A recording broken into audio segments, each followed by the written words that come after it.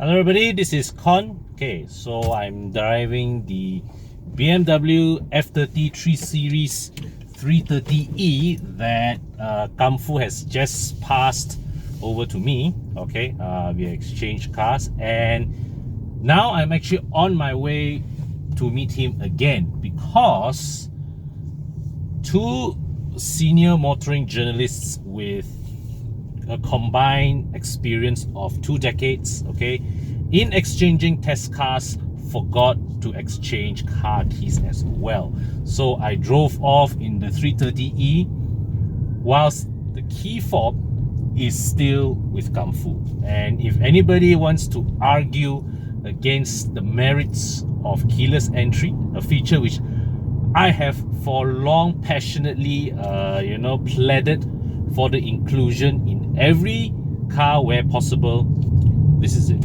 Okay, usually, right, in a car with keyless entry, right, when the key fob leaves the car, there should be some sort of a buzzer or alarm and all that, but inexplicably the 330e here does not have that buzzer. Maybe it was disabled inside the iDrive. I have to explore the iDrive settings later to check.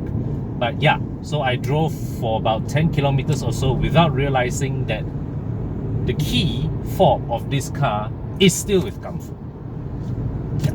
So plan koyak a bit now, driving back to meet him, and along the way let's talk about the 330e then. Now the 3 Series in general, the F30 3 Series has been with us since 2012, and for much of its lifetime it was powered by a range of 2-litre 4-cylinder engines consisting of the 320i, 328i, 330i at various stages of its lifespan, okay, pre-LCI and post-LCI. There was also the 1.6-litre 316i, and right now there's the other entry-level model, which is the 1.5-litre 3-cylinder 318i. Okay, there were also the 6-cylinder 335i version, as well as the active hybrid 3, which was essentially a 335i with an electric motor. So here we have the 330e.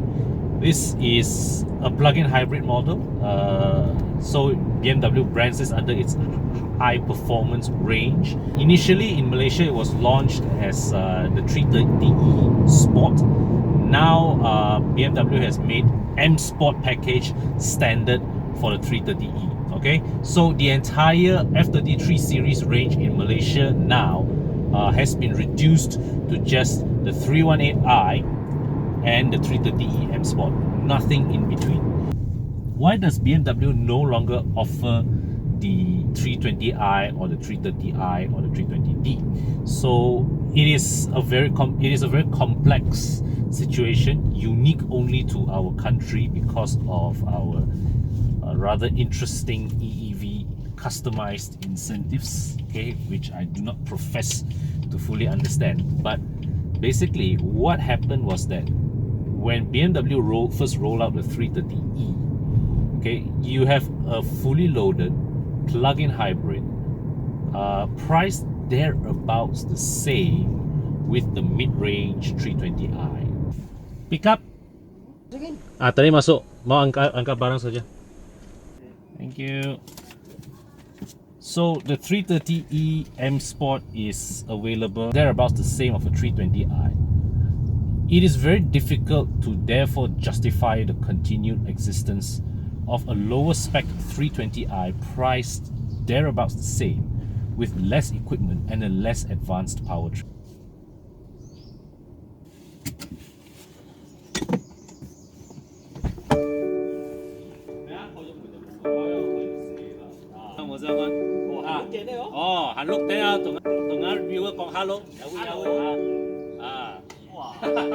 So in Malaysia at present, the 330e is the main selling variant of the F30 3 Series family. Your other alternative is the 318i. Okay, that's priced about 205,000 ringgit.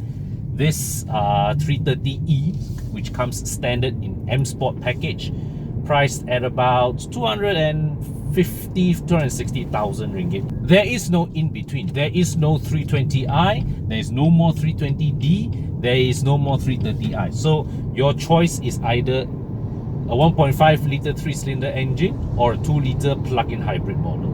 Okay, you no longer have that option of the 2 litre turbo 4 that has now become the default powertrain in this segment. Okay, so if you are still looking for a conventional type of engine, okay, then BMW no longer has that for you. You either pay more for an Audi A4 or go the other side to the Mercedes-Benz C class, where you have the C200 and C250 to choose from. So the F30 series has been a very successful product for BMW. Okay, we see it has been a very popular choice amongst buyers in this segment, and as a result, we see a lot of this on the road, and the styling of it therefore requires no introduction lah. Okay, this being the LCI model, it is suitably tweaked. It has a more refreshed appearance, but I would say, right, the F30 LCI is perhaps one of the first BMW facelift in recent memory that does not make the pre-facelift model look dated. Because you think about it, right, just go back a little. You look at the E46 3 Series facelift, you look at the E90 3 Series facelift, the E39 5 Series facelift, the E60 5 Series facelift, F10 5 Series facelift. All these cars, right, had the effect of making the pre-facelift models look dated. This one, the F30, does not, which it shows that right from the start, BMW got the styling, the design of this car spot on. Okay, the new one looks better, looks more refreshed, but the old one hardly looks bad. Coming inside, now that we have seen the G35 series, the G12 7 series, this cabin is starting to look a little dated, and you may say this is the Achilles heel of the 3 series. Okay, now I remember testing the first batch F30 3 series when it was launched in Malaysia, and quite frankly, I was very appalled by the cabin quality at that time. This F30 LCI shows a noticeable leap improvement in terms of the overall fit and finish and material selection. The layout of the cabin is not what you would call anyway fancy. So if you were to step into this and you adjourn to the Mercedes showroom across the road, you sit inside the C class, the C class is going to absolutely blow you away. Next to its rivals, right, the F30's cabin, in terms of appearance, just looks very utilitarian, very uninteresting. Okay, visually, the visual appeal of this cabin just does not match up to its rivals. But when you sit inside, when you use all the controls, you would then come to appreciate BMW's methodical approach in ensuring clarity of all its of its instruments and controls. Let's put it this way. I mean, I'm in the business of reviewing cars, and the very few cars whose cabins, okay, that I sit inside and I immediately am able to familiarize myself are just two: Honda, BMW. These two manufacturers somehow got the art of ergonomics mastered. They are able to configure their cabin to a level of user friendliness that even if you're coming to these brands for the first time, right, you are able to immediately acclimatize yourself to the surroundings.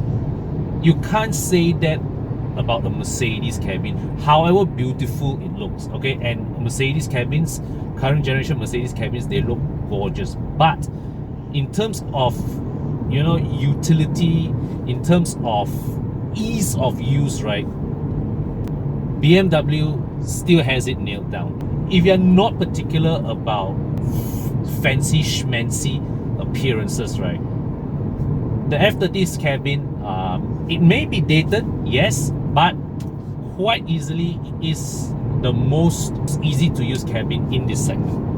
One updated touch. The iDrive interface has been updated to bring its appearance in line with the latest iDrive software generation that we've seen in the G12 7 series and the G35 series. It still does not have gesture control, it still does not have touch function, okay, but the appearance, the graphics has been brought up to date that brings this in line with other models in the brand. Right, so I just got back home and I'm going to charge the 330e. Okay, so from the frame here, right, this is the wall that faces inside my house. Okay, so naturally this wall is where all my wiring would be, and my plug point will be here. And in my kind of setup, BMW and Volvo's preferred positioning of the charging port at the front fender is not entirely convenient for me. Okay, I much prefer Mercedes' setup of putting the charging port right at the tail end. Okay, which means that I can just reverse the car in, and my charging port is presented straight at the power point. Okay, so but I understand that this is a very personal thing. It is a very on a case-to-case basis. So those of you who are living with PHEVs, what are your thoughts? What to you is the most convenient location for a charging port? Front fender or the rear end of the car? Let me know in the comment section.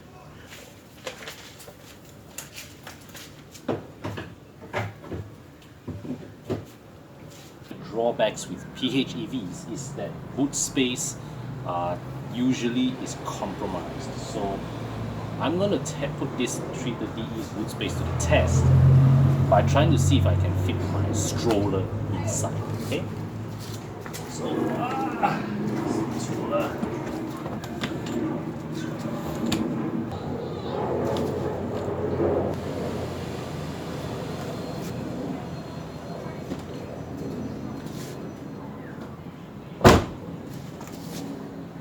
Stroller in, now time to muscle child's seat as well. So you will expect ISOFIX mounts are standard. This is actually my first time driving the F30 series ever since becoming a father. So now I pay more attention to things like this. I'm quite surprised that this the ISOFIX mounts here, you don't have the that plastic bracket here that guides, gives you a guide to the ISOFIX location of the ISOFIX mount. So with this one, you just have to locate this ISOFIX marker button and try to slip your finger in and feel where is the mount.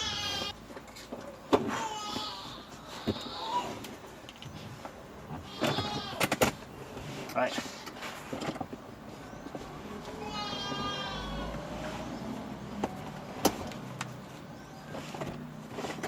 So yeah, because there isn't that bracket, right, you actually have to feel the anchor inside and try to locate it. Okay, because sometimes the seat material can get caught by the ISOFIX hook. So yeah, all right, got it latched. Hooray! So although I've once said before that it is okay to have a non-ISOFIX seat, okay, provided it's installed properly, but for someone like me who I jump from car to car on a regular basis, right, ISOFIX seats are a lifesaver. So the 330e is powered by BMW's 2-liter B48 4-cylinder engine, twin-scroll turbocharged.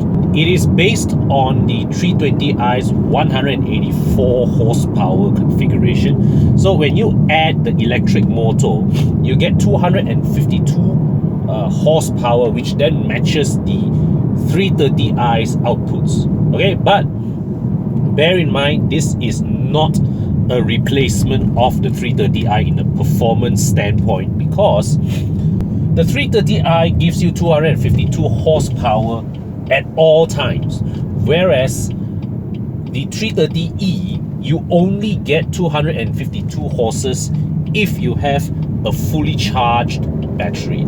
So you can think of the 330e as something of a 320i plus, as opposed to a 330i equivalent. Earlier this morning, I was driving this car, the combustion engine, on safe mode, okay, because I was trying to conserve the battery's charge, and I found that even though, you know, it removed the electric motor from the equation, right? The combustion engine on its own, okay, provides some pretty peppy performance. So even, and that was with the combustion engine set to Eco Pro mode. So even in what was supposed to be the 330e's most lethargic setting, right, it still felt pretty pokey. It still felt pretty fast.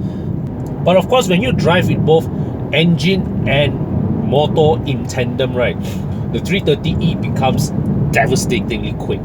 In fact, Kamfu, who passed me this car, right, he was driving a Mercedes-AMG C63 before this, and he remarked to me that the 330e will keep up with an AMG C63 if it has a fully charged battery.